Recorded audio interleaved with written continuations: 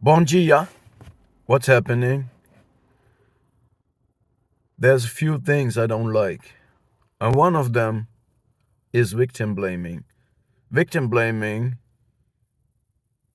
I never agree to victim blaming, okay? There's no legit form of victim blaming. Except a victim is aware that it is victimized and allows the abusers to abuse it. Could be masochistic. But any victim that as soon as it understands and wakes up to the truth that it is living in a codependent, abusive relationship and does its best to get out of this and cut it, cannot be blamed for that or shamed for that, okay? And we need to understand that being victimized and rejecting it as soon as you know that you are victimized, and victimhood is almost the opposite things. Victimhood is a form of camouflaging a parasite, an abuser. Victimhood means that someone uses a survival strategy of deflecting responsibility like a child. And for a child, it's okay. Children are dependent of their parents, and that is normal. But when a grown-ass person is deflecting all accountability and responsibility for what they do and how they live, and are dysfunctional,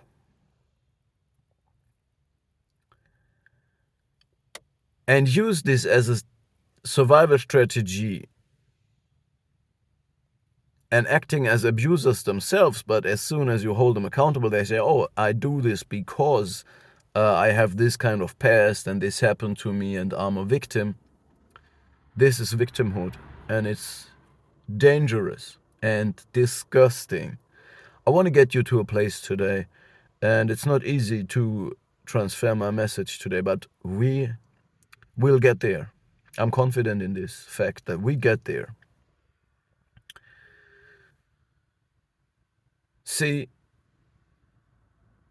a real victim is not projecting the picture of being a victim. It's like when an animal is hit by a truck and lies in the street, on the side of the street, half dead, half alive.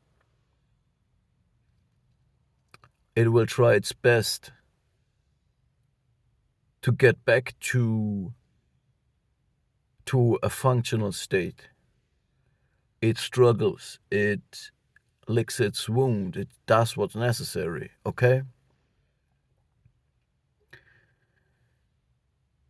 This is a victim. It's not the projection, the fantasy, the survival strategy of being a victim, because this would be victimhood. A real victim is not thinking about being a victim. It's working on getting out of this. Or it's unaware. And if it's unaware of it, you might try to wake it up, right? And tell it, yeah, what the hell is going on? Why are you allowing these people to take advantage over you? And so on.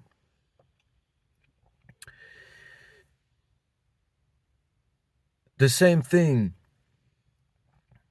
is also with spiritual narcissism. A real hero is not projecting the picture of being a hero. A real grandiose person, I mean a person that is grandiose, that has no false grandiose self. A real great, admirable, role model person is not projecting a grandiose picture of them into the world. They are grandiose, but they don't try to fake it. So this is the difficult part of my message today. So you understand, there's real heroes in life, yes, there's great people, there's grandiose people, there is victims, but these people, they don't try to create this picture. Authentic heroes, victims,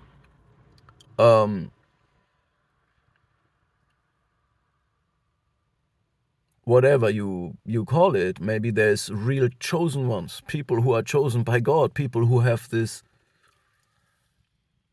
a personality where you look at them and you say, wow, this person is blessed. This person makes me believe in God. But the person is not walking around and trying to create this picture, this fake picture. So I want you to understand that real people don't create a picture. Real people don't do this. Real people are what they are. They embody what they are. In everyday meek life. In a humble and meek life, in everyday struggle. Not complaining, not mourning. Not trying to re-narrate the past or explain everybody on what kind of healing journey they are and trying to deflect accountability for what they have done. This is the dangers of narcissistic spirituality. Okay? So, I'm not going deep into this, but when Jada Pinkett Smith is talking to Will Smith at the Red Table Talk, she confuses him aggressively by talking about she is a codependent. This is confusing the target, okay? If I have to decide who is who in this game, what they play, Will Smith is the codependent and she is the abuser, okay? But I don't have to put it in anybody's face. But if she tries to reverse the roles, this is a gaslighting in itself. Okay? This is confusing Will Smith. Imagine he knows he's the codependent. He has married this woman that don't want to be married to him. And she abuses this. And he is her grade A supply that she extracts everything from and humiliates him. And then she comes up and says, well, I'm codependent. She's not codependent of him. He's the codependent, all right? So, yeah, you might argue two codependents, there's always two, that's true. So, yeah, she's dependent of him. Yeah, that's true. But this is Jada Smith's confusing strategy. And this is what narcissists basically do. It's confusing because this is the competitive mirroring of your role. That is, you don't know what. They picture themselves as a victim or as a savior or as a codependent. And you think like, well, what? What am I then here? What am I here? Who am I there, Sorry. Yeah. Anyway, spiritual narcissism is the danger. When you come from narcissistic abuse, the same way victims, targets of narcissistic abuse for a prolonged time can't or are hard to distinguish between, so they are CPTSD, they have CPTSD, but they are hard to distinguish from borderliners or narcissists. This is because it's kind of the personality, the real face of the narcissist is creating a negative image. It's kind of creating a mirror image through the abuse. They use projective identification to do this and many manipulation and destabilization tactics. And then the narcissist subsumes, mirrors, mimics the personality of its target while pretending to be the person in front of them, and the person in front of them will get more and more confused and destabilized and dysregulated by this, and in the end of the story acting like the narcissist, but not being as manipulative and camouflaged. And this is why it will show. So the person that is manipulated will kind of mirror or reflect or bring to light the true face of the narcissist. And this plays into the smear campaign of the narcissist. So spiritual narcissism is a danger for people who come from narcissistic abuse, just the same way as they might appear like borderliners or narcissists, or are having these traits. Because you're coming from a twisted, dangerous, unhealthy, evil shared fantasy of the narcissist, okay? He enmeshed you in this. He or she, it enmeshed you in this fantasy.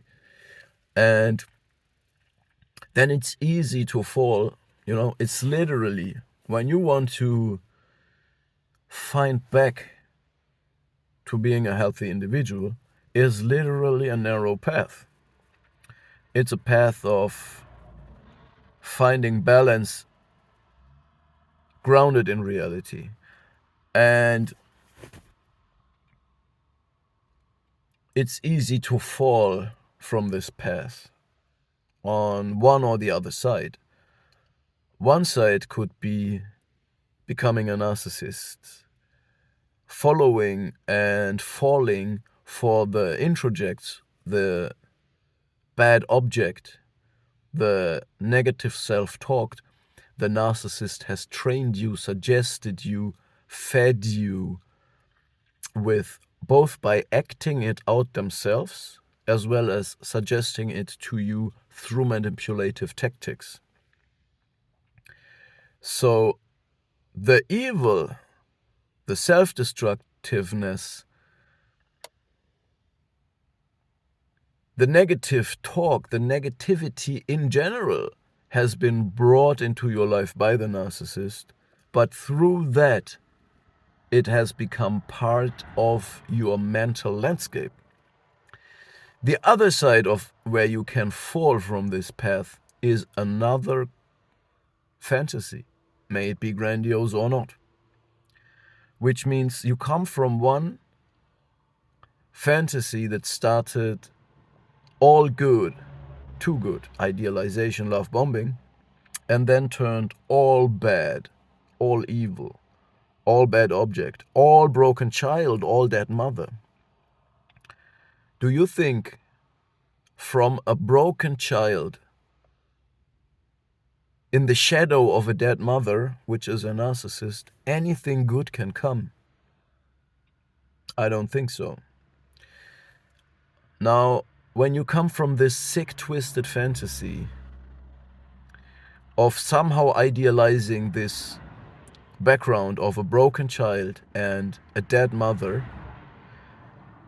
the narcissistic fantasy and the narcissistic spirituality or spiritual narcissism, however you want to call it, it all serves one purpose.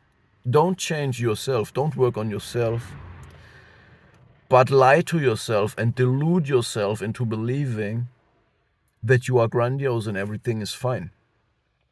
So when you come from a fantasy like that, you might fall for another fantasy defense. So the narcissist teached you how to tailor a defensive fantasy that shields you from reality.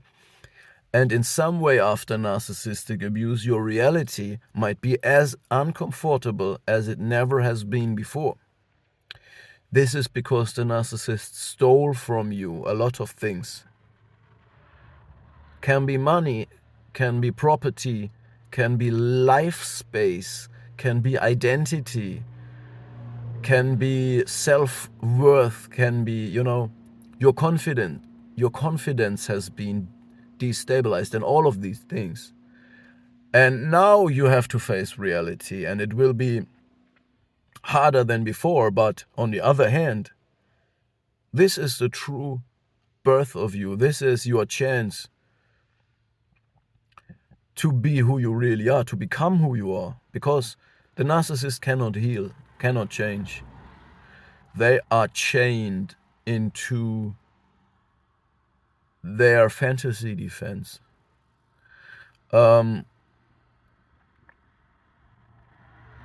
So I'm a little bit distracted. I just get a call. Okay. So there is this narrow path that you're on, and you cannot fall for another fantasy defense. You cannot fall for becoming a narcissist. You must remember who you really are and reconnect to that. Get your own voice back, remove the interjects, and so on. And the spiritual narcissism, again, is about crafting something, crafting the image of a hero, crafting the image of a victim, crafting the image of a savior, crafting a narrative. Narcissists are all about running a narrative, and they are relentless in creating it and recreating it. And the narrative culminates in a shared fantasy that they are. Now, one way this shared fantasy could look like, or this fantasy defense for victims of narcissistic abuse, could be, I said it before, some grandiose image of, there are so many spiritual products that you can purchase in this spiritual narcissism cabinet. I am God's chosen, and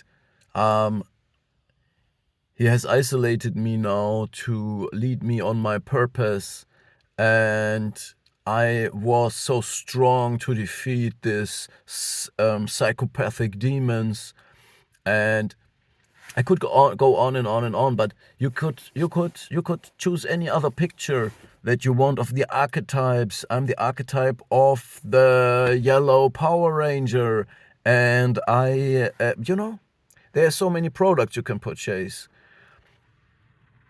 And all that I say can be authentic. It can really be that you feel that. You can feel that praying is the only thing that helps you. You can feel a real authentic connection to God, Jesus. Feeling like you're chosen, you're now on your purpose, you're reborn into a reality you never ever were part of. Yes, this can authentically be, but the danger is the devil is a liar. The devil can sell you this as a fantasy that is not grounded in reality, that keeps you away from your blessings, so you live in your blessings in a fantasy. But in reality, you don't move forward because you bought a malignant fantasy from a fake guru, and it prevents you from staying vulnerable and admitting mistakes, being humbled, and grow for real, for yourself, for your self-love that does not need external validation. It is very tempting. It is very tempting for you to buy this fantasy from yourself or from some fake guru, because it will give you basically narcissism. It will make you invulnerable. It makes you a dead man walking. Now you're invulnerable. Now you're absolute grandiose. Now, now nothing can hurt you anymore. And this is the danger. It's a immediate healing from everything, but this is fake. So I hope I could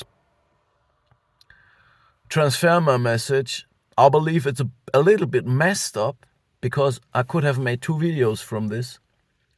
One about the things I don't like victim blaming, and telling people you attracted this because you're the same, this is a lie. You don't attract a narcissist because you're a narcissist. You don't attract vultures and hyenas because you're a vulture or a hyena. You attract vultures and hyenas because you're a lion and you bring down that prey. You bring it home. All right? And this is the danger, again. You're really grandiose. You are a hero. You was not even aware of it. You just lived it. And this is what made you a target. And now the danger is that you create an artificial fantasy defense trying to reproduce this but as a fantasy, and you don't want that. And I could have made another video about this topic that I just switched over to reality, living something, embodying something in very daily, basic, meek, unspectacular, non-grandiose, factual life experience instead of creating it as a fantasy. Yeah, I could have made 2 videos about it. I'll mix it all together. I might refine this in the future, but I just gotta get my message out. Can you please understand that I'm gonna get my message out? So I give you the discernment to take out whatever you need from my message and to reprocess it, all right? So stay safe. I'm out.